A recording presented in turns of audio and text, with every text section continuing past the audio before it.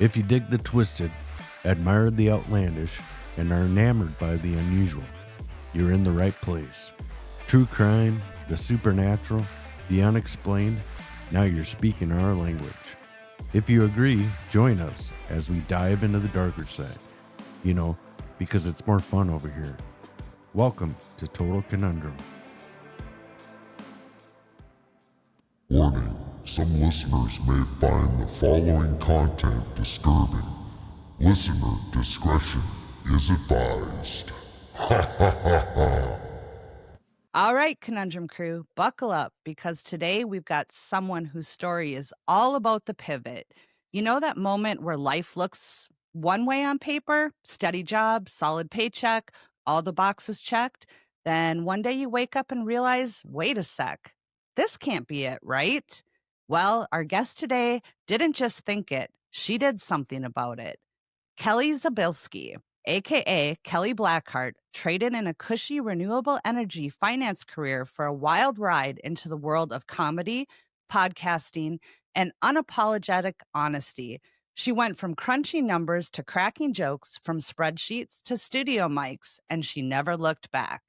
She previously produced and co-hosted the Jim Jefferies podcast, as well as the I Don't Know About This podcast with Jim Jefferies.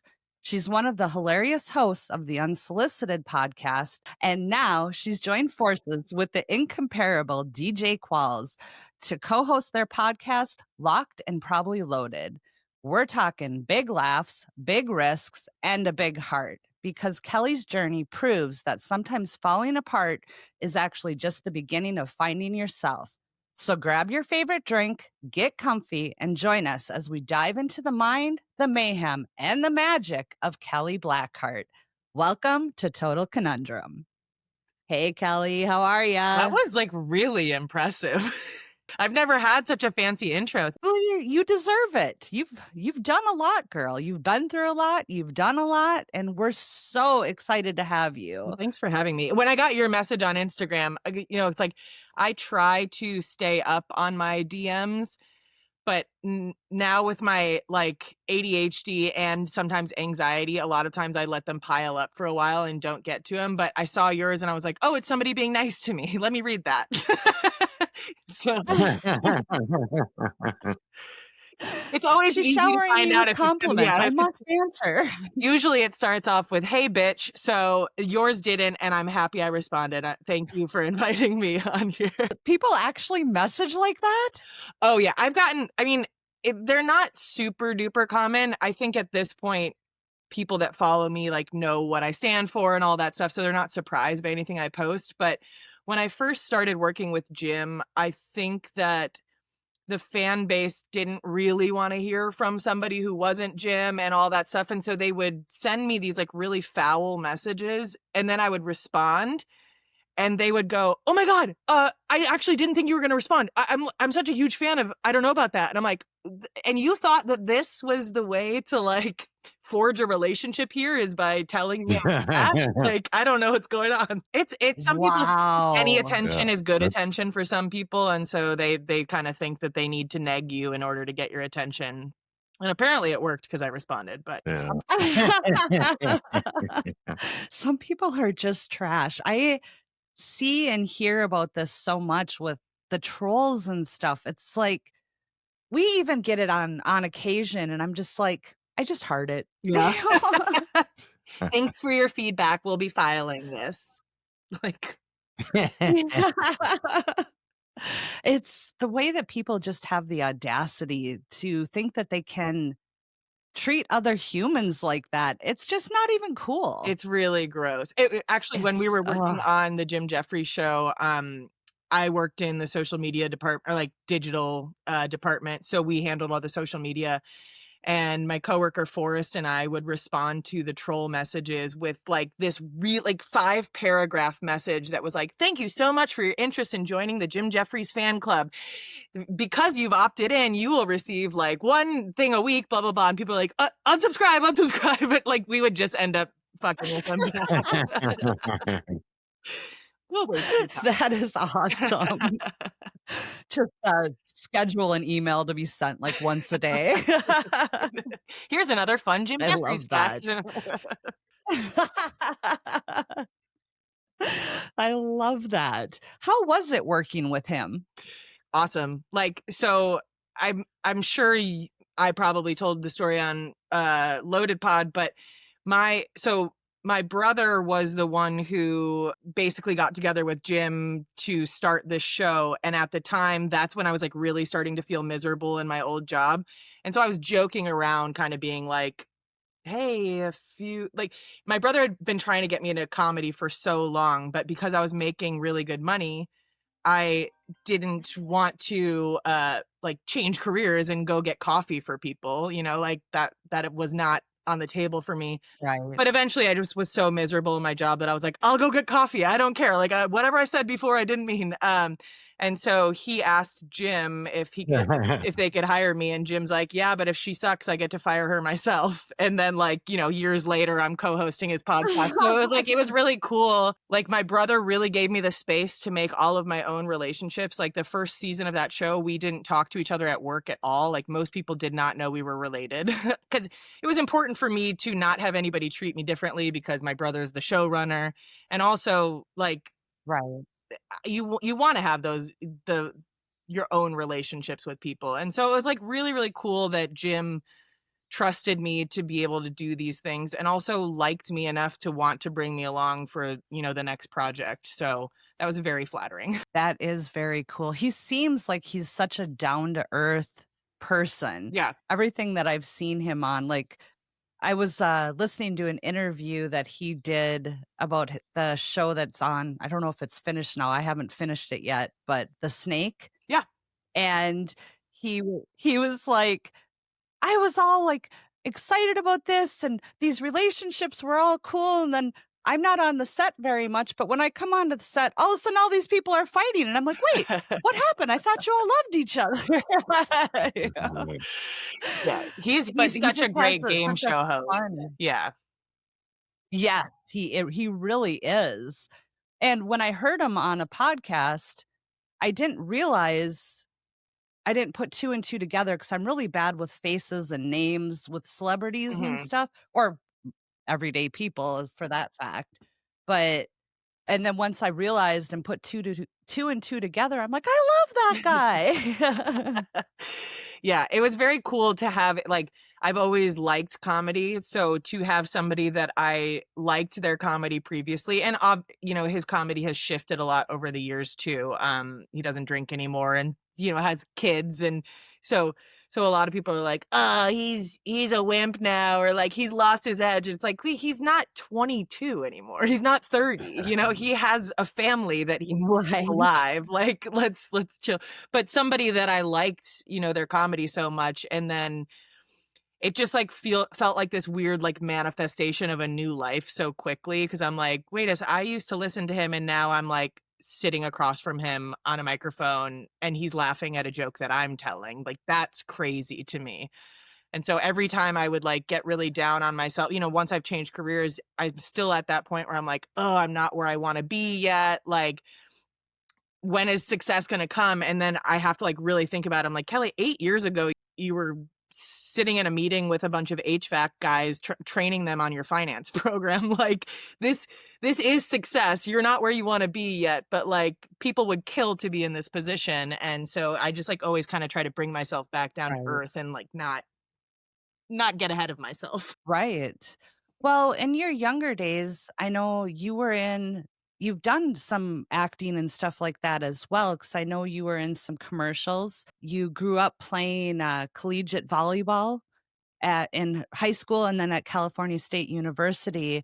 And wasn't it your brother was kind of in the industry, and I believe I heard something about your mom being the legs on Home Alone, or no, what Yeah, movie Home was Alone it? too, yeah. The legs that walk past on the scene. Yeah. So So you have some of that in your family. Yeah, my mom modeled a lot like growing up. Like she was asked to live in the Playboy house when she was 19 and my grandma shot that down real fast. I wouldn't even fit. Wow. So, but she did a lot of modeling, and then when we were kids, we also so we did modeling jobs and stuff like that, and looking back on it, it's really cool, but I don't know that I enjoyed it as a kid. It's like sleeping in rollers and waking up at 6 o'clock in the morning to drive to downtown Chicago to shoot something. And you're like, as a kid, it's not like, here's a paycheck, here's all your money, go spend it. Like it's work. But looking back on it, and I'm so glad Right. that we did that, because it's very cool to say that I was in an Empire Carpet commercial. Like, it's cool to have that footage. Right. And then like Yeah. all of those like old catalogs from like Sears and Land's End and Montgomery Ward and all of that stuff. Like, I was in all of those. So it's crazy to think that pretty much anybody my age probably has seen me modeling some clothes before, but they didn't know I was such a loudmouth then. Oh, yeah, and those were such a staple in every home. They came in the mail. They were always these, especially around Christmas time. You had to go through and circle what you wanted for Right. Christmas, and Yep, totally. it's kind of a thing of the past. I know. Yeah. Your brother has an interesting story of something that he did. Do you want to share that? Gosh, which one? Is it the The commercial? Doritos Oh, commercial? yeah. So Yeah. 2015, he won the Doritos Super Bowl commercial competition, which was very cool and very surreal. He had been directing Tosh.0 for quite a while at that point and looking to branch out into things. And so his agent suggested like he needs to do a commercial for his reel. And so it was basically like, why don't you do this contest? We'll use this commercial as part of your reel, whatever, knock out two birds with one stone. So about 2 weeks before the submission like deadline, he came up with this idea, pulled in a bunch of favors from his friends. I got like all of my roommates when I was living in Long Beach at the time. It was the morning after Halloween that we shot this commercial, so we were all hung over. Like, it was brutal waking up at 6 a.m. to drive up to LA to go do this commercial, especially because it wasn't a real commercial. It was like, hey, do you want to not get paid to go do a commercial that probably is never going to be on TV? Like, but the best part about it is my friend James, who was like the most hungover that day, he was like named as a featured extra in the commercial. So I think he's made like between $30,000 and $60,000 from that now because of the residuals of it playing so much. So he's like, I will never say no to anything Kelly asks me to do. It always ends well. Right? Yeah. Kelly knows best. Yeah. Like, I don't always have the best ideas, but we're gonna have fun and not die, but we might get close to dying. That was a lot of college. It's like, I can't believe we didn't die last night. I'm like, I know. Well, another fun story I just heard you talk about recently was the MTV True Life, how you kind of fell into being on an episode of that. Yeah, that like kind of is that sums up my college experience, was saying yes to everything, even though it was probably dangerous. So that situation was like just some random, I think it was even a weeknight, but we just went to the grocery store like in our pajamas to go grab some beers and drink at home. And we ran into some guys at the grocery store. They were like holding cameras and they were talking to us. They asked if we wanted to go to a party, and we're like, do we look like we're ready to go to a party right now? Like, absolutely not. But they asked for our number, like my number or whatever. And then like 30 minutes later, we got a call, and they were like, this party kind of sucks. Can we come film at your place? And I was like, yeah, sure. Like, Kelly, this is why I can't have kids, because my kids would be like this. And I would be like, what is wrong with you? You just invited 3 random dudes with a camera over to your house, like, to film? Like, are you nuts? Yeah, so like the episode was True Life. I don't trust my partner. They came over, and the guy pretended that we had been buddies for a really long time.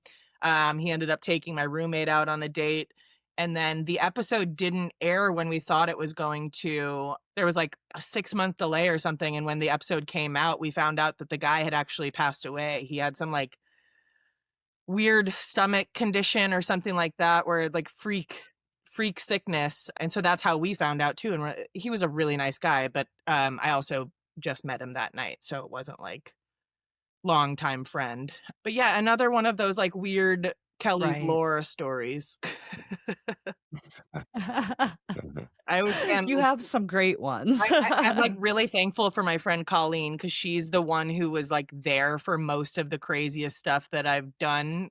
And so she's the verification of like, yes, this is a true story because as a regular like I wouldn't believe most of the stuff that I say that has happened to me. So I need her to be the Right. confirmation of that. Well, and you have is she the one that lives in Minnesota? No, she lives in Long Beach, Minnesota. Okay. Because I know Minnesota you is have a probably friend that my lives in friend Minnesota Allie. as well. Yeah. So Allie's a new friend. Okay. I met her a few years ago. She was the like on-air producer of the Vile Files, which is like a really, really popular pop Okay. culture podcast. So we met through that because Jim had been a guest on that show and then became really tight. And then she moved. But I think she's actually coming to stay with me next week. So Oh, fun. Well, we're from Minnesota as well, so that's why it resonated with me. yeah, So, I love Minnesota. Great state. and it is freezing here today. It is only 40 degrees. Ugh, it is. I'm not ready. It's 80 Nobody here. So Damn jealous. it. So jealous. I'm going to Chicago next week, so I'll suffer That's with you I guys. yeah, you'll get a little bit of what we're getting right now. But you grew up in Chicago. You're Yeah. familiar with this Mother Nature and being on PMS. Yeah.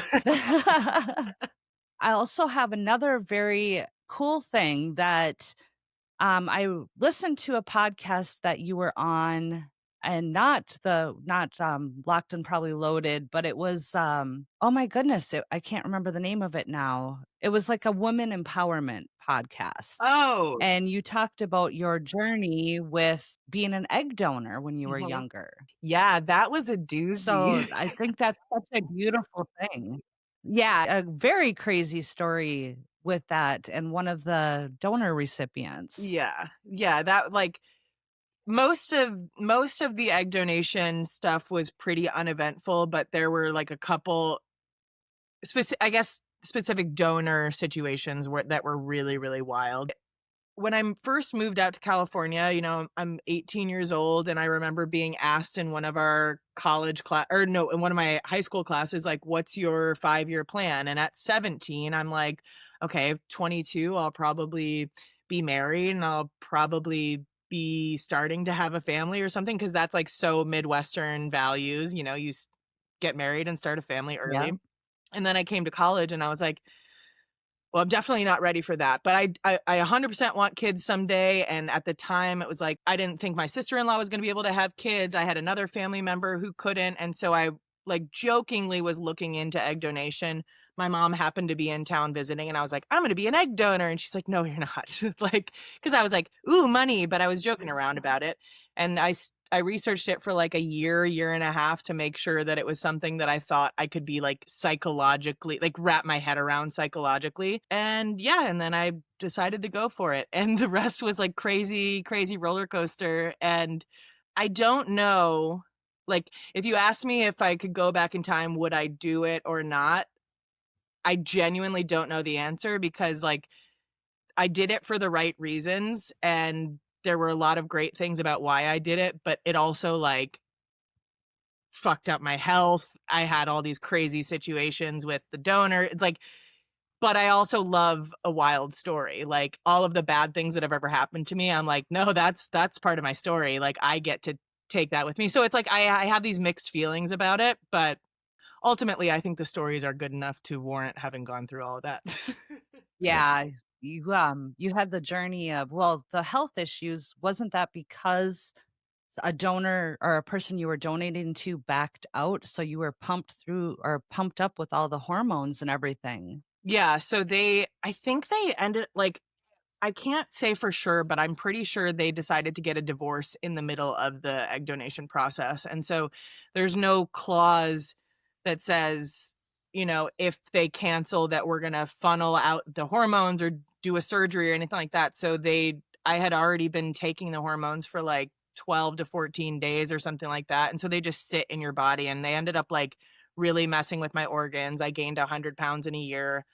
And like to go from being a Division I athlete where like moving is not hard for me, walking is not hard for me, to all of a sudden my body carrying this extra weight. It's like I just became totally depressed because I didn't recognize myself, but also like pain is such an easy way to fall into depression too, because you want to get up and you want to go do things, but like everything hurts. Sleeping hurts, lying down hurts, standing up hurts. Like, you know, it's like when people talk about depression as like, well, people just need to get over it or whatever. I'm like, if you don't deal with chronic pain, you can't possibly understand how daunting 60 more years feels. Like, because it's like, I'm almost 40 now, Right. and if I'm in this much pain now, imagine how much more pain I'm going to be in 40 years, you know? So it's like, it's all of those little factors that it really put me in a bad spot for a while. And now I'm like, I think me gaining all that weight was actually probably a really good thing for me, because it really forced me to become smarter and funnier and all of those things, because all of the attention that I was used to getting for just existing before did not happen anymore. And so it's like, okay, I have to be a little bit better. And I actually think that's what kind of propelled me into changing careers. Well, you have such a big heart to do that, to go through all of that, to give other people the chance to have children that aren't. I mean, I know you had one person that ended up being kind of psychotic with it, like tracing you down and stuff like that. I don't know if you want to go too much into that story or not. So basically, I discovered you when we were researching Ty Olson for our episode.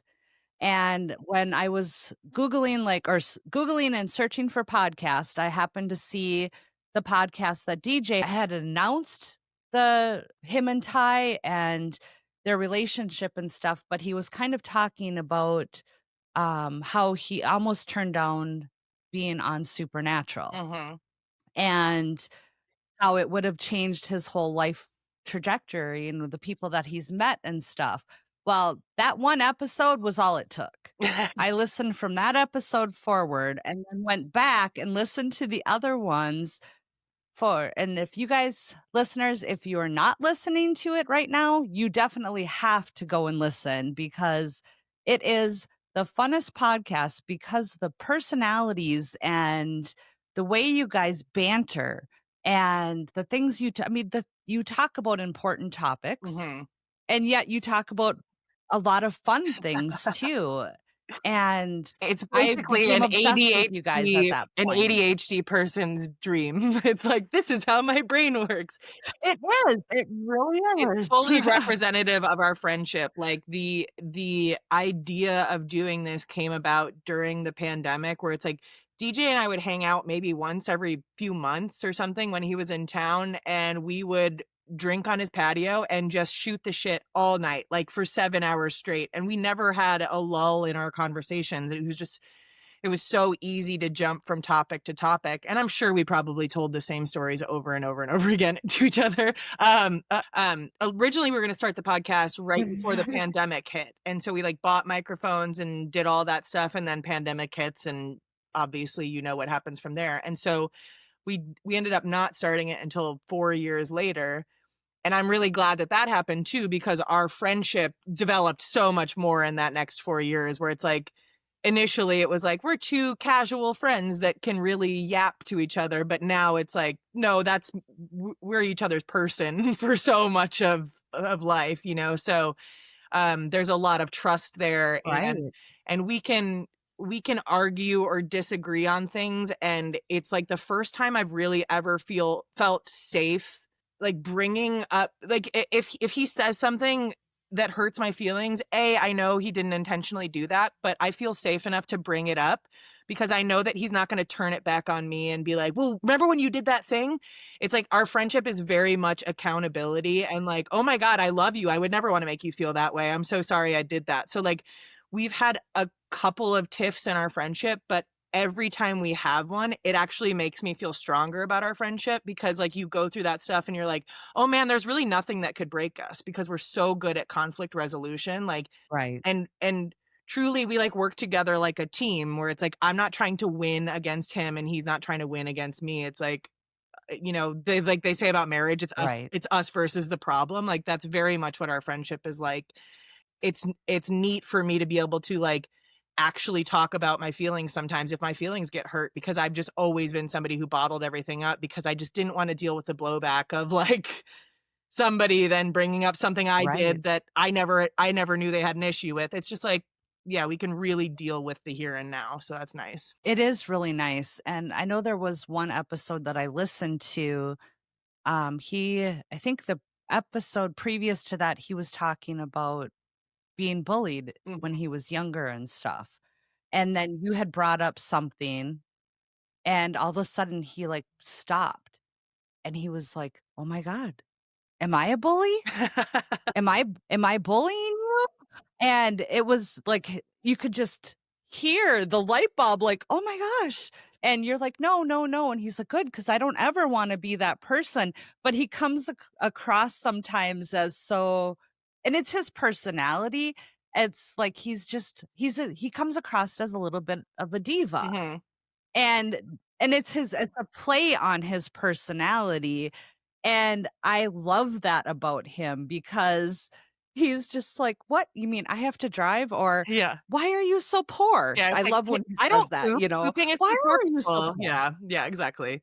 Yes, yes, just stuff like that. And but when you said something and it wasn't even calling him out, but it was all of a sudden he, like, literally you could hear his hamster wheel going, and he's like, "Wait, I'm not bullying you, am I?" And it was just so sincere, and I loved it. And listening to you guys talk about your everyday lives, the trivia, the vacations, the things you encounter on vacation, people in everyday life, and it is true gold. You Oh. guys definitely have something that people could only dream of having in a friendship with each other.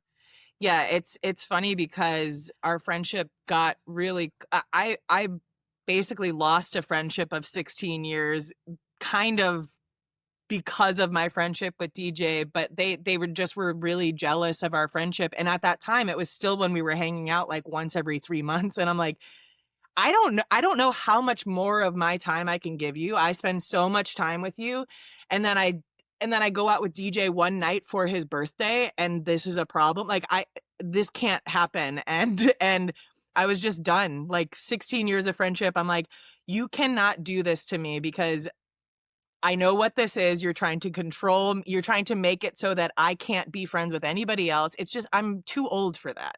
And so ever since that happened, we've become Right. even closer. Like, we live 6 minutes away from each other. So it's also one of those situations where it's much easier for us to hang out than it is for me to hang out with somebody who lives 40 minutes away, where you have to make a full plan and do all, it's like there's all of these things that go into it. So everything happened the way it needs to. It's been a relief to switch out those 2 friendships because one of them was very high maintenance and I couldn't Right. maintain. Well, even being in California and being in the limelight and the celebrity atmosphere, you have to be so careful, and you have to have a little bit more of a guarded personality and a guarded front because you have people that are trying to just get in Mhm. for the not good reasons. And then the other thing is when you're out in public, it's not like Jeremy and I going out for dinner or going to the local, pub or the local bar. You guys have a totally different scenario of, you being recognized, DJ being recognized. And so that's got to be hard. So it must be nice when you travel to some places, well, for a little bit where you can maybe have a little of, anonymity. Oh boy, I can't say that word. Anonymity. Boy, you know DJ's what I'm talking recognized about. everywhere. I mean, like I'm recognized almost nowhere. It has to be like a very niche crowd in order for me to be recognized, but DJ it gets recognized everywhere. And I think probably what something that he appreciates about our friendship is that I don't act bothered by people coming up to talk to him. Like to me, I think it's such a treat to watch him interact with his fans. He's like so genuine and kind with them. And every time it happens, it just makes me feel proud to be his friend and all that stuff. But I know that he's had people in his life where they're like, God, again? Like, you're taking pictures with people again. Like, we're out, and it's like, it just is what it is, Like, he can't become unfamous overnight, he's one of the most Right. recognizable actors. Like nobody has a face like he does, and even people who Right. don't know his name know his face. It's just going to happen. So you can fight it all you want to, or you can embrace it and go, all right, I'm going to go stand over here. I'll take a video of this cute moment or whatever it is. It's like, it takes 30 seconds. I don't care. Like, Right. I can't believe you're not recognized more. I mean, you are so you've been out there, you've done a lot of things, and you are so beautiful. oh, thank you. And I just your personality and this, everything that you have been, what you've done and have been and are doing, before you know it, you're going to be the one recognized too. And that's like DJ's made so many jokes about that. Like, I'm going to make you famous because he knows that I don't want to be famous. Like there is this like weird line where of course, like I'm putting myself out there as a public figure by doing podcasts or whatever. But this was never my plan. Like when Jim brought me to I Don't Know About That, I still thought I was only producing that. And I got there the first day and he's like, there's your mic. And I'm like, what? I I don't want to be on What? camera, like, especially because I Uh-huh. think a lot of like with the weight gain from the egg donation, I wasn't ready to be like perceived by the world yet. I had all of these insecurities and I wasn't prepared for people to like shout them back at me. And now it's like whatever. It's been 7 years. I have thick enough skin that, if somebody wants to call me ugly or fat on the internet, like okay, get more creative. I'm a lot worse things than ugly and fat. Right. But yeah, so it was never my intention to become a public figure. And so I have like a little bit of hesitation on that. But at the same time, like I I also kind of feel like all of the crazy stuff that I've been through mixed with my personality. It's like I need to be talking to the world about some of this stuff. Like there's so much stuff that I would have done differently in my 20s if I had heard somebody else talking about the stuff that they had gone through. So like I really do feel like I can reach a lot of people, and so I need to get rid of my fears of being seen or perceived by a lot of people. Right. It's Yeah, intimidating. The internet is a scary people place. are cruel. Yeah. It really is. It really is. And the way that people can be so creepy and they can be so cold, and it's like, just love each other. Come on. I mean, why does everybody have to be mean? I feel really bad for like a lot of the reality stars. Yeah. These people that are coming into it that, they go into it, yes, for the fame, the notoriety, all of that stuff. Some of them do it, and then some of them just do it because they want to try to find love Right. or whatever. But the trolls out there are crazy. But right before recording today, Jeremy and I were sitting in the kitchen, and I had what is it, Love Is Blind on, Mm-hmm. and there was this girl on there. This guy was like professing his love to her, and she's like, "Well, I have to be honest with you. I do have a boyfriend, and Wait, he on pushed this for me to season? come on to this show." Yes, on the current one. I'm So, Oh, boy. spoiler alert, yeah. sorry. Jeez, I haven't seen an episode yet.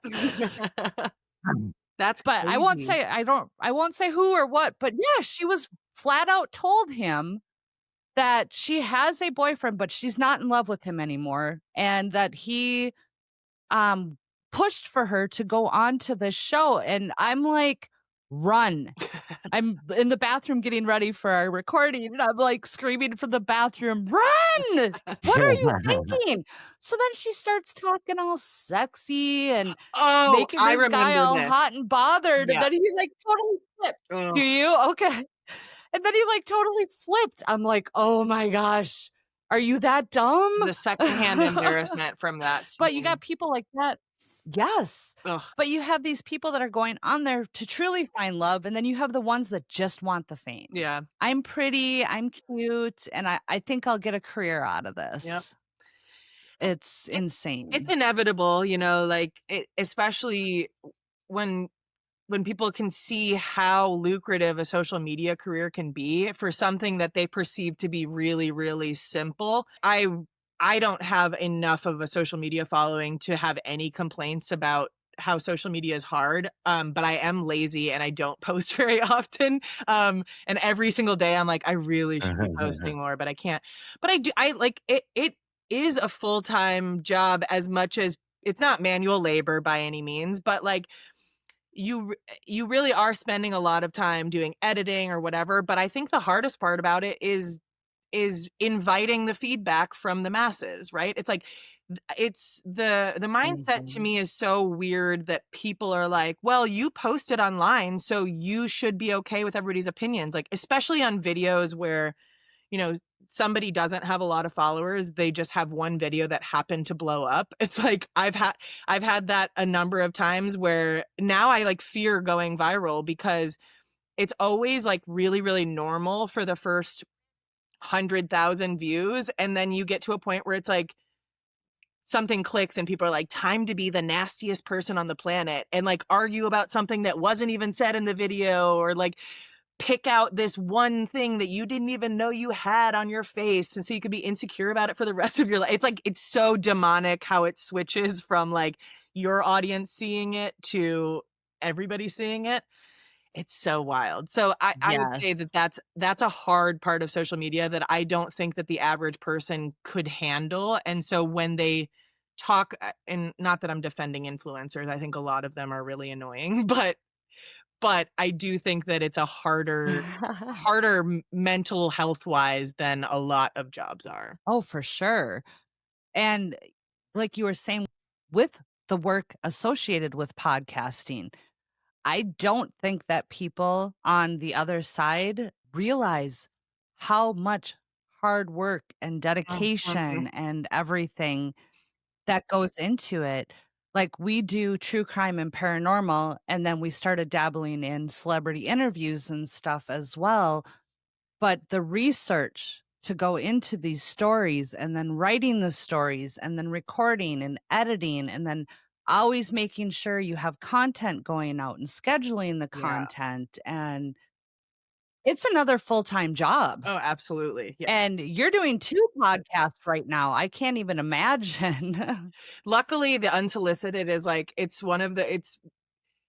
we've been doing it for 6 years now, and we're not very consistent with it anymore because we all just have so many other different things going on. But it is a show that I would like to do forever, even if it meant doing, 4 episodes a year, if we could only do that, or once a month or whatever Right. it is. It's a really good excuse to get together and chat with some friends, and like, it's just silly, and all three of us have kind of pretty different perspectives on life, and so that's where I get all of my arguing out. I argue with Tommy all the time.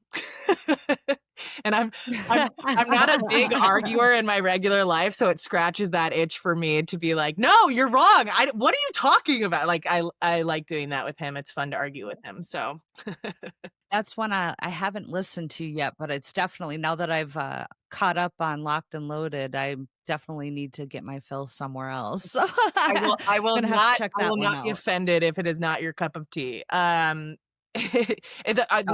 When we first started, we were recording it while we were at work at the Jim Jefferies show. So like, if we didn't have anything to do, we would just start drinking and recording a podcast, and we would record for like 2.5, 3 hours.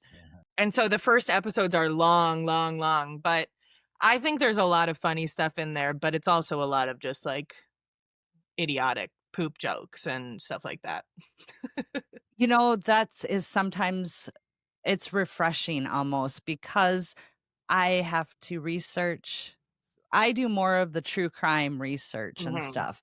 Jeremy goes through and, he appeases me and listens. He hates the true crime part of it because it's just dark. Yeah, But the stories need to be told. right. The paranormal is definitely more fun because you can poke fun, you can make more jokes but I like getting away from that, and I would rather listen to puke, poop humor and that kind of stuff because it's mindless and it's fun. It makes you laugh.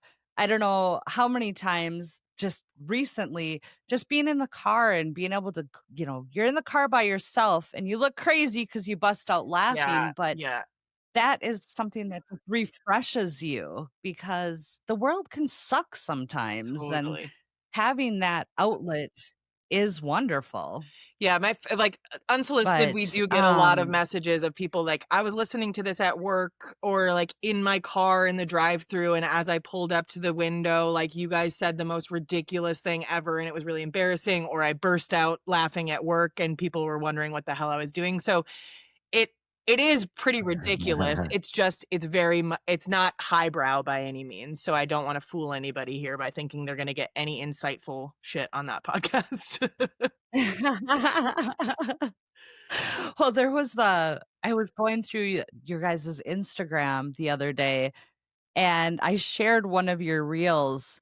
I literally laughed my ass off because it was, like, all serious. It was like, "This is the truth is gonna come out," and it was, like, clips of you and DJ going back and forth, and then all of a sudden it was Rhino, your dog, and I don't even remember what the question was at the end or whatever, but I died because I was like, "Wait, what did I miss? What is this?" And then it was something about Rhino at the end, and I was like, "That is gold."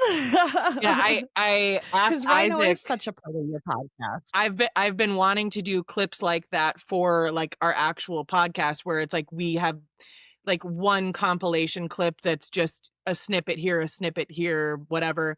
But I that's a tall order, so I asked Isaac, I'm like, "Why don't we just do one where it seems like we're gonna do a hard-hitting interview with somebody, and then we'll just ask Rhino if he's a good boy or a bad boy?" And yeah, I like the way it turned out. I thought it was really fun. And he's a good It boy, was though. really fun, and it had me. What's that? He is a good boy, but I'm glad that you were in suspense. Yes, We had to put our acting caps on there. you did a great job. You did an amazing job. So, you had mentioned to me that you have a project that's gonna be coming out that is outside of podcasting. So, you, also are an aspiring writer, and so Yeah. you have something coming out next year? Well, we're hoping to go into production on it next summer. So we're like Okay. yesterday all day I was like going through the contract and trying to figure out my attorney is otherwise busy right now medically. And so I was like, I think I can look through this contract and see if there's any, like, we're kind of still in the phases where I'm like, I want to add back end and merch on this, like just kind of setting everything up. But my friend Jake from high school, he's been making like short films for quite a while now, and he made this short film that was on like Bloomhouse TV, and it did really really well. It had like I think a couple million views and stuff like that, and it was basically about kind of scorned woman who was on dating apps and dealing with like really toxic assholes. And so Jake reached out to me because initially on the internet, most of what I posted were my online dating conversations because they were horrendous. And I liked like messing with people and kind of going back and forth with them. And so when Jake was talking about turning this short film into a feature, he was like, I gotta ask Kelly. Like I need a consultant on this stuff. So we ended up writing the feature, and then he has a film called Kombucha right now that is out on the like independent horror film circuit that is like really really doing very well. And so the production of ours has kind of been pushed back a little bit, but it sounds like summer is what we're looking at. But yeah, basically it's this group of toxic bros. They create a dating app, and on the weekend, like that they sold it. God, how do I even? I should have thought of like looked up or thought of a log line before I did this. On the weekend that they're like announcing that it was sold, they mysteriously get picked off one by one, with somebody in a mask by a masked killer. But it's very like fun. Oh. It's funny and horror. So I'm excited about it. I think it'll be fun. And it's just gonna be like a low budget whatever thing. But that's why horror is so fun, is because a low budget horror film can be freaking awesome. Like that's the one genre that you can really Oh, get for away sure. without spending tons and tons of money. And sometimes the low budget ones are the best ones. What was that one? The Blair Witch. Mm-hmm. That was one I don't know if it was low budget or not, but it gave the appearance of it just being from their recordings Yeah, and found stuff like footage that. stuff. And that movie scared the living shit out of me. Yeah, I think I never But saw I'm that pretty until very recently. I think my brother went to like the premiere of it or something like that. I remember it being a big deal in my house at some point, but I never saw it until like 5 years ago or something like that. Good movie though, very fun. Yeah, I saw it on the big screen. That made it even worse. A girlfriend of mine was sitting next to me, and she literally like had her feet up on the chair, and she kept grabbing me. I'm like, "Stop grabbing me. You're scaring the shit out of me." That's And then DJ, we were yeah. on our way home, and she like, is that what he does? Yeah. Yeah, he like That's we hilarious. see a lot of horror movies in the theater. That's usually our favorite genre to go see together. But he's more easily scared than I am. Like there's not a whole lot that like penetrates my fear thing. Maybe just because I've been a woman alive for 39 years. Like there's not much that scares me. Yeah. But he jump scares like really, really get him. And so the only time that they get me is because he like flies his arm over and grabs my leg, and I'm like, Jesus, like what? I didn't know we were doing a 4D movie. Like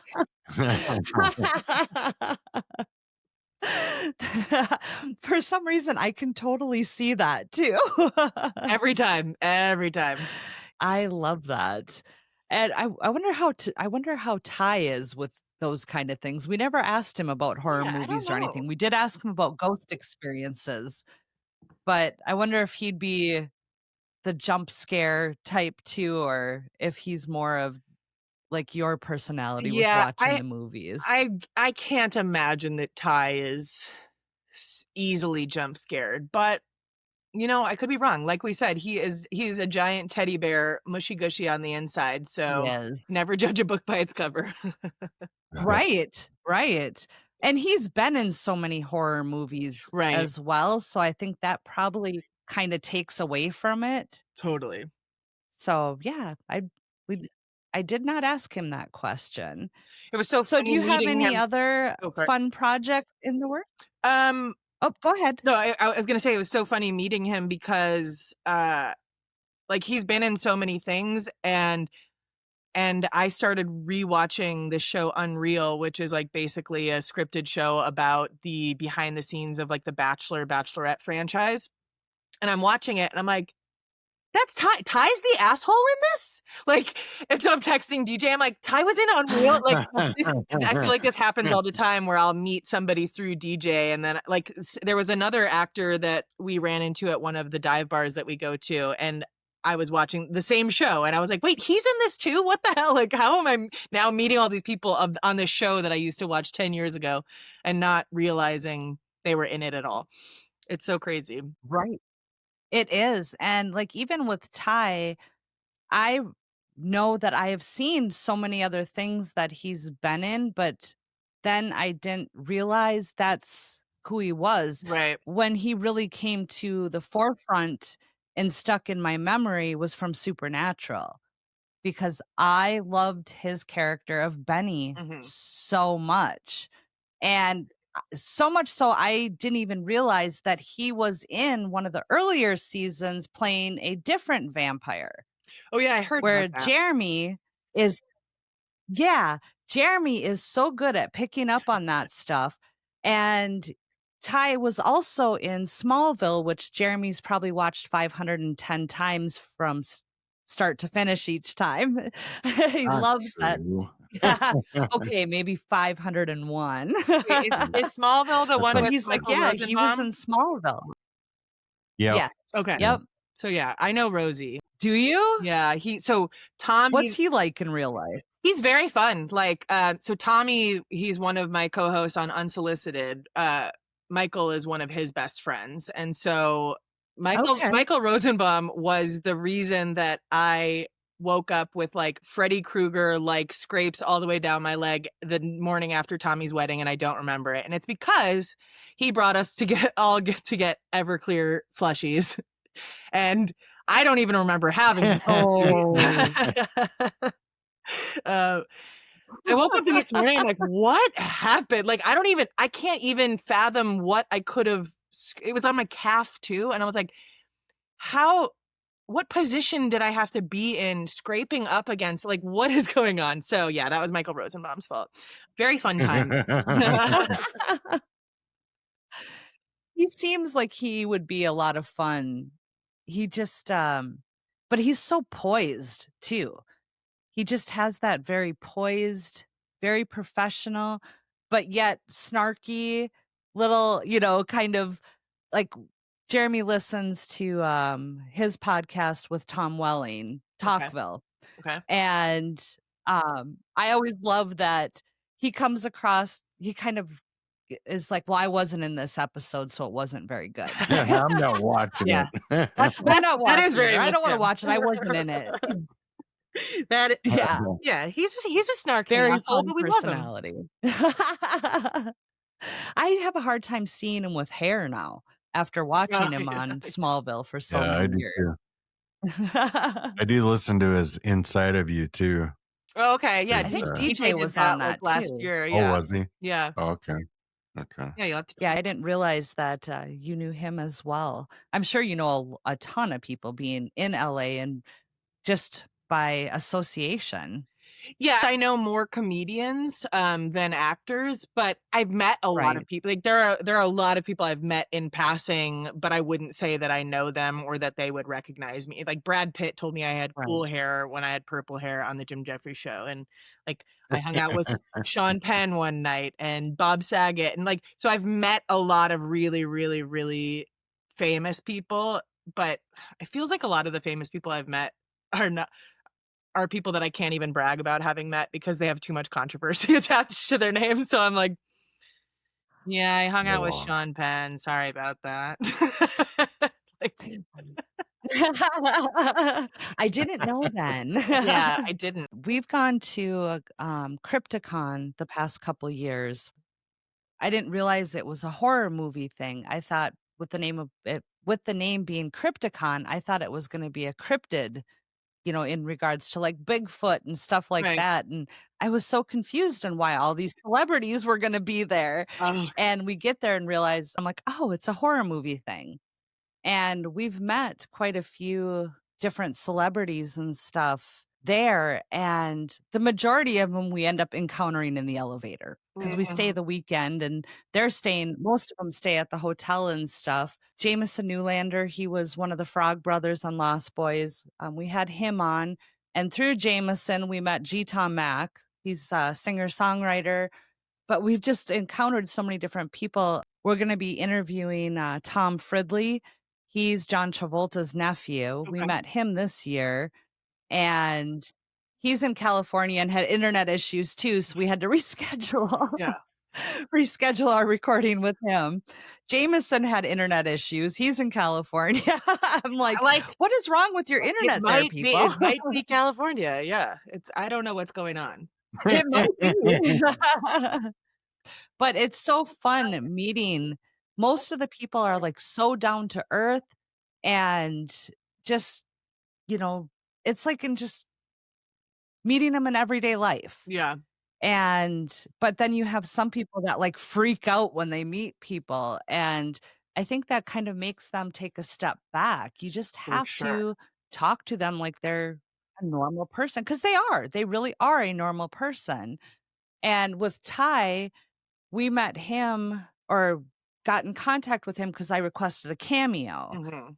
And I made a mistake that I didn't realize how stupid it was to ask until I heard him talking about it and DJ talking about it. I asked him to play Benny, to do the Oh, cameo okay. as Benny.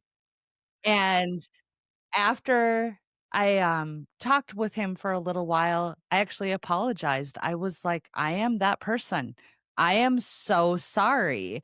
And I never put it in the perspective of treating them like monkeys, like, Right. perform for me." Yeah. I just thought it would be a cool thing for a shout out for our podcast, and but that ended up turning into him wanting to be on our podcast, which we were so stoked and Yeah. so amazed, and he is just such a great person, but you learn so much about how these people are treated in certain ways and stigmatized in ways. Like with DJ, he's, "Oh, you're, the geek from this movie, Right. or you're this from this." And it's like, well, no, I'm DJ. I'm not that character. I am a person. And that was a big eye opener for me because I never thought about it in that aspect. Yeah, I think you can tell when somebody has, like, good intentions or not, too, where, like, I Right. wouldn't expect anybody to know that that isn't something that these people wanna do on Cameo is to do their characters. Like, I think it's a very normal thing for people to ask, but, like, to have the awareness to then go, "Hey, I'm really sorry about that." Like, that will ingratiate you with Ty and DJ Right. all day long. Like, they do not care if people make mistakes, but if or, like, even step on their toes a little bit or whatever, like, they are very much so like, "Oh, this person apologized for this thing that they didn't really need to, and now I love them." So, like, you're good. Well, Ty was even telling us a story about how he had met a couple people. I don't remember if it was on vacation or if it was at a con or something, but he said that he truly thought that they were going to be friends for life because they had such a great connection. And he even invited them to come to his house in Vancouver. Mhm. And the people reached out and were like, "Well, yeah, there's a concert going on in Vancouver. So I think this would be a good time for us to come." And then he's like, "Yeah, definitely." He's like, "Yeah, but I don't know if we can really afford it." And he's like, "Don't, I already told you, you didn't have to get a hotel. You can stay here." And the guy's like, "No, I don't think we can afford the flights." Basically, Uh, he was hinting yeah. to have Ty pay for his entire vacation. I was like, "Are you kidding me?" The audacity of even thinking that that's okay. It's I I don't care if you're a billionaire. Yeah, and I also think people think that actors make a lot more money than they do. It's like, yes, Tom Cruise makes a ton of money, but most actors who are like working actors that play like character roles and all that stuff, they're after management and agents fees and all that stuff, they're not like rolling in the dough. Like they're very much waiting for their next job to come along. And I think that's another weird thing about society and these parasocial relationships with celebrities is that they assume because I recognize you, you must be rich because you're famous, and rich and famous go together. And so then they have a lot less like empathy or compassion for them as people because they're like, "Well, I don't care, you're rich, you don't have problems." And it's like, okay, well, what is rich exactly?" Like let's define that first of all. But like even with DJ, like he makes good money, but he still worries about, am I gonna have jobs to, qualify for SAG healthcare? Like, all of these things that he's not. Mhm. They're getting married. They've got kids to deal with. All of this stuff. It's like there's a lot more expenses than just one person, and management and lawyers and agents and all of those things. Like, people don't think about that. But DJ tends to like cover the bill most times when we go to trivia or whatever. And I used to offer to pay every single time, and he would get annoyed with me. And I'm like, yeah, but I don't want you to ever think that I'm friends with you for a bar tab or Right. whatever. So like he paid for me to go to Mexico with them. That was my birthday present. But like I always try to like take care of things that, I mean, technically me buying DJ a movie ticket, which every time we go to the movies, I buy his ticket. That's me spending more of my net worth than him sending me on vacation. So I'm like, actually, we're even. Net worth wise. Well, and not only that, you drive to the studio True. every time you guys record. I'm his Uber driver. What's that? I'm his Uber driver. Oh, it broke up there for a second. That's hilarious. I know he'd mentioned something about getting his new car, and then he'd talked about his other car that he had for like 12 or 15 years, and 20 it only years, had yeah. like 60,000 miles on it. I'm like, holy cow, that's crazy. He does not drive ever. Yeah, I'm a built-in Well, that's activity okay. partner for him. Like when he has to go do something that he doesn't want to do alone, he knows that like I'll tag along with him, or I'll drive him there or whatever. So it's like, yeah, like that counts. Time is money. Well, like I said, you guys have a beautiful, beautiful friendship. I wish there was more people that have that, and more people out there that were that compassionate with each other, and just not. There's so many people that are out for a number one these days, and Mhm. having that compassion is just, it's a lost thing. I truly think it is. Yeah. I think it helps, like, Um, we met 7 years ago, so it's like, you're fully formed adults when you meet. I had never seen anything that DJ had ever been in. Like, I think I saw Road Trip when it came out, but, like, I wasn't a fan of DJ, so it didn't behoove me to befriend him right. for his status or anything like that. We became friends because we were at Jim Jefferies' house sitting around his picnic table in the backyard talking until 7 a.m. Like Jim went to bed and we stayed there and talked and like, oh, we're gonna be friends. So that helps. It's like he doesn't think that I'm friends with him for any type of status, and obviously I don't have any status I could give him. So it's like it's we have this mutually beneficial kind of situation that works out for both of us. And at the end of the day, we just want each other to be happy, as long as it doesn't inconvenience us. That's one of our favorite lines. Like, I want you to be happy as long as it does not inconvenience me in any way whatsoever. That is great. Well, and with both of you have had bouts with mental health, dealing with mental health and stuff like that. And the way that you guys address it together, it is really, truly a beautiful thing. What is the personality? Blame it on Steve? Was Oh, yeah, that Steve. Fuck Steve, when yeah. was that the guy's name? Yeah. Yeah, fuck Steve. When you're having certain thoughts and stuff.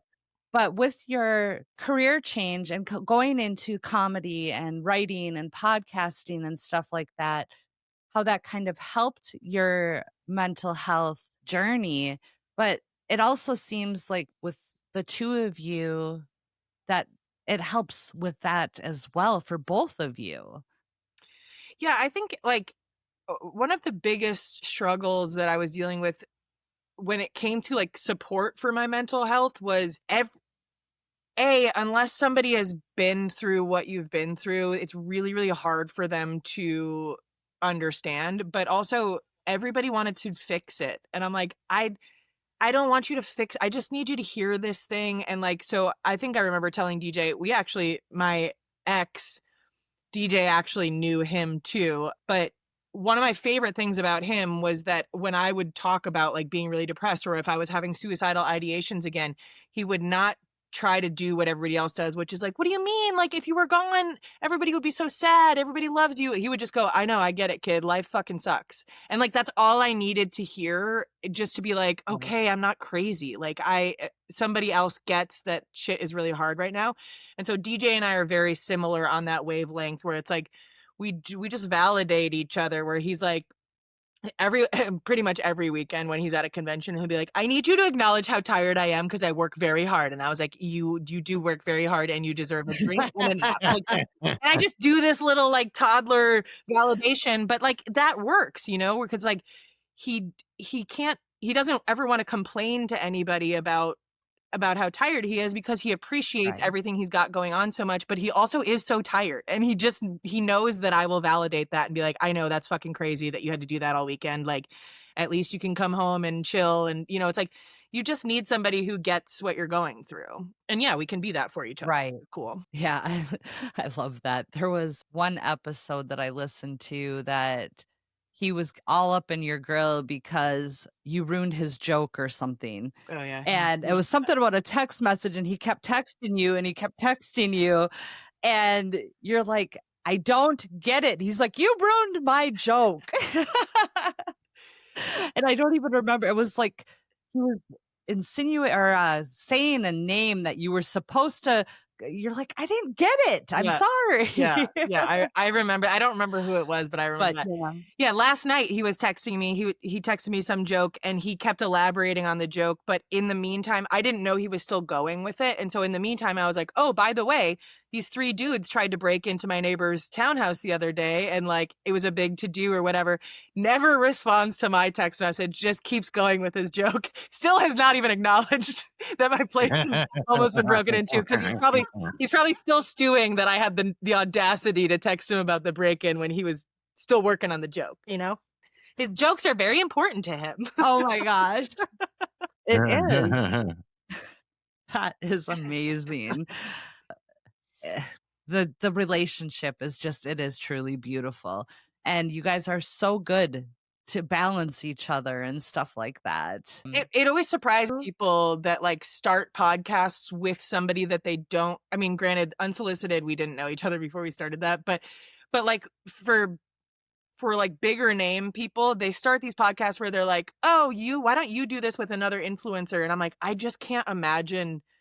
Like, it's hard enough to drag ourselves to the studio and all that stuff. Like, that is the biggest hurdle to doing the podcast. But like, I can't imagine sitting there for a couple of hours and not chatting with somebody I really enjoy chatting to, or like have really good chemistry with, or whatever. Right. It would be really hard to suffer through doing that all the time with somebody that you didn't have an established relationship with. So I don't know how they do that. It is difficult. And like with Jeremy and I, we started off doing more of one person telling the story and the other person kind of bantering or, you know, commenting or whatever. But we had such a hard time we live together, we work together, we are together 24/7. Yeah. So it got to be really hard to have that natural flow and banter when you're doing an episode a week, that we went to more of a scripted style because it worked better for us. But then we add in interviews so we can still have that fun and banter, but it's with people that we don't live with 24/7. Yeah. But Jeremy and I are an oddity, because a lot of times with married couples, you have the space of having your 9 to 5 that you go to, Right. and you come together at the end of the day, but we're together 24/7 usually. So, but it just worked better for us. But I like that we can do the other outlet with interviews and stuff and still have that fun and getting to know people. We've met some amazing people in the podcast world, and we continue to meet more. And I had mentioned to you about the Omen House. Mm-hmm. I never responded in our chat on Instagram. So the Omen House is in California. It's in LA, and it's next door. The Charles Manson family murdered Sharon Tate and was it Joe Sebring? I can't remember. The names are failing me now. But anyway, we interviewed the guy that owns the Omen House, and he invited us to come out there and do an investigation. Ooh, So I was going to say, when we go out there, if you would be interested, you should come with that would be us. fun. A DJ would And love that too. yes, and David he's a wonderful, wonderful guy. Very eccentric. Hmm. And again, words are hard. I screw them up all the time. But I know you guys aren't too far from there. So when we get out there, we're hoping sometime this winter Okay. that I'll let you know, and then Yeah. we'll have to go in there and check it out. Definitely. That would be fun. Yeah, I think it's Beverly Hills. So it's like, Is it Beverly Hills? 15 minutes from where we are, pretty much. Okay. Very cool. Yeah. 15 minutes normal or 15 minutes on a busy day?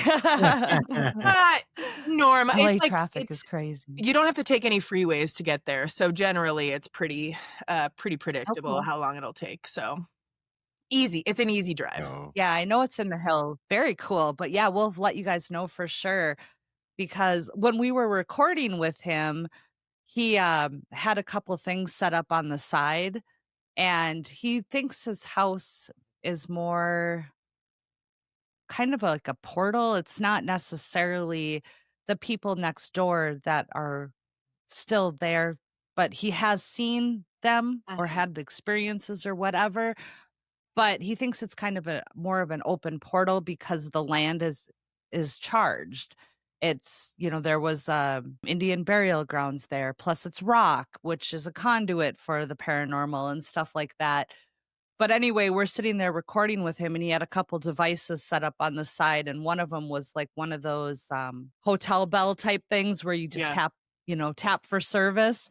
And all of a sudden, this bell just went off, and I'm like, "What was that?" And he's like, "Oh, I set that stuff up because the spirits will communicate when I'm recording or doing lives and stuff like that." And then Yeah, I still think he had a button in his hand. he could have, but it would still be interesting to check out the house. There's a Oh, lot yeah, of definitely. Yeah. history, and I fully they've subscribe got a lot to of ghosts. I can't wait to be one. I think I'm gonna have so much fun. Yeah, so I'm all in on paranormal stuff. well, and then I heard you say that you always have the question of, would you haunt your friends or your enemies if you were a ghost? A good way to get to know somebody. And I agree. Your answer, yeah, definitely. But, well, Kelly, I don't want to take up too much of your time. I know you have family in town, and we are so grateful that you took the time to come on and do an interview with us. Yeah. And I look forward to we getting should to know you more. ask her at least about her name, how she got her pseudonym. Oh, the Kelly Blackheart. Yeah. Yes. I no surprise here, there is a story to this. So back when MySpace was around, I just had Kelly Blackheart, like, just as a fun thing. But then I lost $12,000 by having my real name on Facebook. And I also, my ex-boyfriend from college's girlfriend at the time, now wife, submitted my nudes that were on his computer from years prior to a revenge porn website, and it linked to my Facebook. And so I was like, okay, well, I'm not having my real name on social media anymore. Like, so it was just like, I lost money Wow. because I was doing an egg donation in India. And as I was flying over there, Okay. the guy who was in charge of the medical tourism agency, I guess, was like spying on my profile to see what I was doing. And I had mentioned that we each had one drink on the plane, which was totally within the rules. Like, I hadn't started medication yet. I'm 6'2". Like, what is one drink going to do to me anyway? And so that was kind of his way of like saying, well, we're not going to pay her then because she's not following the rules. And my agency was like, no, she won't start the meds for 4 more days. Like, this is totally fine. Anyway, it turns out he was basically a giant swindler anyway. Like, he stole hundreds of thousands of dollars, if not millions of dollars, and fled the country. Like, this was a guy that I want to say he was like on Oprah back in the day. Rudy Wow. Rudy Rupak or something like that was his name. And so he would like set up all these egg donations, and then all of the money that was in the funds to go to the donors and the healthcare and all of that stuff, he just drained all the money from the accounts and fled. So initially I thought it was about my Oh. Facebook name, but ultimately I was never going to get that money anyway. But yeah, as soon as all of that happened, I was like, nope, pseudonym. Yeah, I don't know what I thought you were going to say, but it wasn't that. Story of my life. From Singer. Yeah. I was There's impressed though always that a you great story behind pronounced everything. my real last name right though. Did I? Yeah. I was worried about that. If you were a telemarketer, I would have practiced it a passed you to few my times. parents.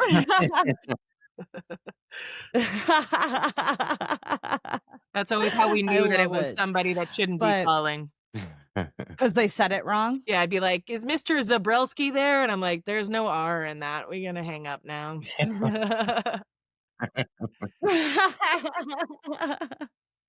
Well, I grew up with a very simple last name, but people still mispronounced it. My last name was Cook. How? Cook. But how can you even cook? Cat? Cock? I'm like, no, it's not KOCH. It's not that one. Well, but I had a lot. Or how do you spell it? COOK. that is my trick for when I've forgotten somebody's name, where I ask them to spell it. I'm like, so what was your name? Or how do you spell your name again? They're like, JIM, and I'm like, okay, cool. I was just checking. It sucks when it's somebody who has like a really really easy name, and you're like, the way it's always spelled. But yeah, Cook, that's an interesting one for people to not be able to pronounce. Yeah. I mean, my first name, I understand people misspelling it and stuff all the time because I have the odd spelling. Mine's Tracy with an I. Mm-hmm. I understand that. But the last name, I was like, bah. But I was so happy when I got married. I'm like, I was so tired of that last name. And like, now my last name's Alexander. Mile long. It's a mile long, but I like it. And I don't get asked how to spell it as much as I did with Cook. Yeah, it's pretty cool. Yeah, exactly. But you're winning. It's last names are funny. I am winning. I moved up in the world, leveled up. Yeah, the only reason I would get married at this point is Kelly, to get a better last name. Well, I don't know. I would change it legally to Blackheart. Yeah, I might, honestly. That is an awesome last name. Yeah. It is like really cool. I love that. So, do you have any other projects on the pipeline coming down other than the horror movie that's going to be going into production? Like to the point of talking about yet. I'm always like writing a few things. I've got a couple of like pilots that I'm working on that I need to get better at working on more consistently. It's just like everything is in the notes in my phone, basically. Like I have almost entire storylines written out, and I just like, my brain's like, put it in final draft, and I'm like, I can't, it's gonna be too hard. Like I'm very much a perfectionist. So if the first draft isn't perfect the first time I do it, I'm like, this sucks. And so that's why I do everything in my phone, because it's not technically a first draft yet. And so I really need to get over that, because I think I'm thinking about challenging myself to do like a month-long writing challenge where I have like a bucket of main characters, locations, or like motivations or whatever, and I just pull 3 things, and I have to write a really bad script a week. And like to tell myself that it has to be really bad takes the pressure away, because I'm not expecting it to be good. But editing is so much easier when something's on the paper, and like maybe this will spark some other ideas. And so that's what I'm planning on doing, probably after the holidays, because I think at this point the year is shot. We're in October, and I'm like, we got to wrap it up. Yeah. We'll visit this again next year. Yeah. That's a 2026 problem. Yeah. We got Halloween, then we got Thanksgiving. I'm going on the Supernatural cruise with DJ. So yeah. Oh, that's right. Yeah. That's going to be a lot of fun, even though cruises are kind of sketchy, but I just hope it's not like the poop cruise. That one He's veterinary. right. That's the first thing that came to my mind. Terrifying. Well, speaking of Halloween, the one question I would love to ask you is I know you had an experience with a haunted Alexa where your Alexa was going crazy on you. Have you had any other paranormal experiences?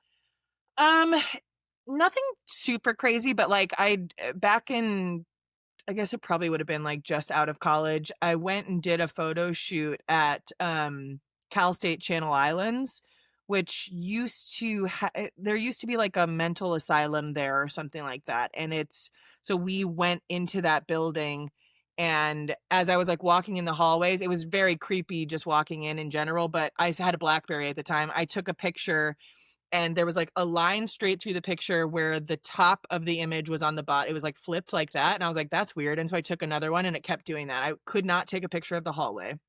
And then as we walked down the hallway, What? the pipes would start clanking really, really loudly, but it like the clanking was following us. So it didn't happen when we were in the front part of the hallway. And then what was the last thing that happened? I think when we were in like, there was like a big gymnasium. I don't know if it was a gymnasium or just like a conference room or something like that.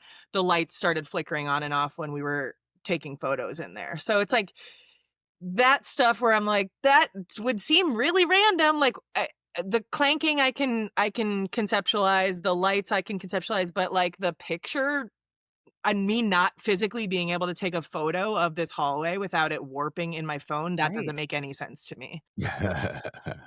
Yeah, that's crazy.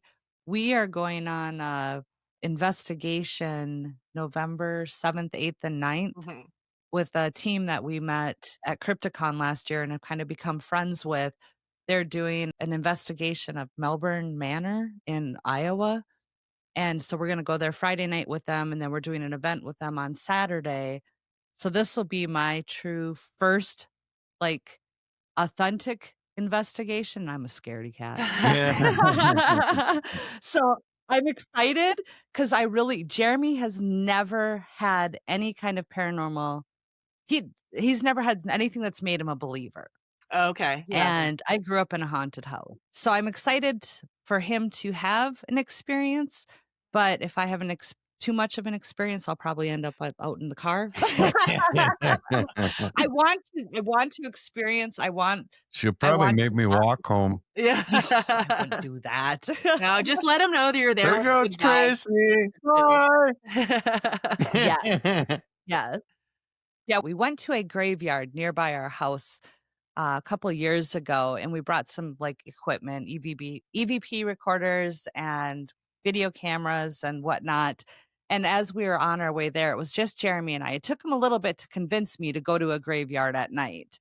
And as we were on our way there, he was talking about the black-eyed kids. And I'm like, what are you doing? You're trying to get me to go here, but you're bringing up the black-eyed kids. And then he's like, well, it could be worse. It could be Hookman. And I'm like, come on. I've never threatened divorce ever in our relationship, but I threatened divorce that night. We'll be fine. You just gotta come along with ghosts. I'm trying to start. That's a right. Are you? Oh yeah. I've already got the crows handled at my local park. They follow us around all the time. So now I just need the ghosts, and I will be truly unstoppable. That's awesome. Well, like I said, I don't want to take up too much of your time. I know you have family in town and stuff, and I appreciate so much you coming on. And we'll stay in touch about when we get out to California. And I'm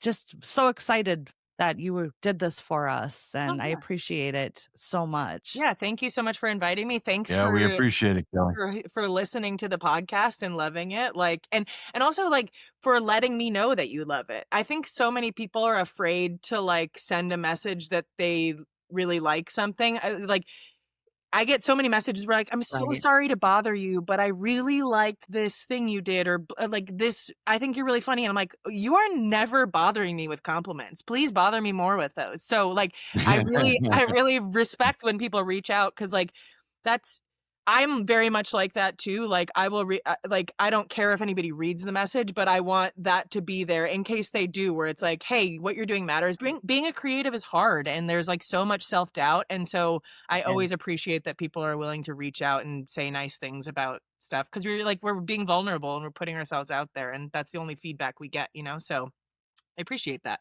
So thank you for inviting me. You are very welcome. And I hope to continue to converse and get to know you even more. You're just such a lovely person. Oh, thank you. You are just you are very unique and special. Thanks, Kelly. We'll talk to you soon, okay? Thank you. Bye, Kelly. I'm gonna Have a great day. Yeah, you too. Thanks for hanging out with us here at Total Conundrum. Please make sure to check out our website and blog at totalconundrum.com for news, upcoming events, merch, bloopers, and additional hysteria. You never know what will pop up, so be sure to follow along. If you want to show your support for Total Conundrum and gain access to all of our bonus content, please visit our Patreon page. You can also follow us on Facebook, Instagram, and Twitter. The links are available in our show notes. If you have any questions, comments, recommendations, or stories to share, please email us at contact@totalconundrum.com. Episodes are available on Apple Podcast, Spotify, or wherever you listen to your favorite podcasts. If you like the show, please rate, review, and subscribe on Apple Podcasts. We appreciate the love. Keep on creeping on, mother cluckers.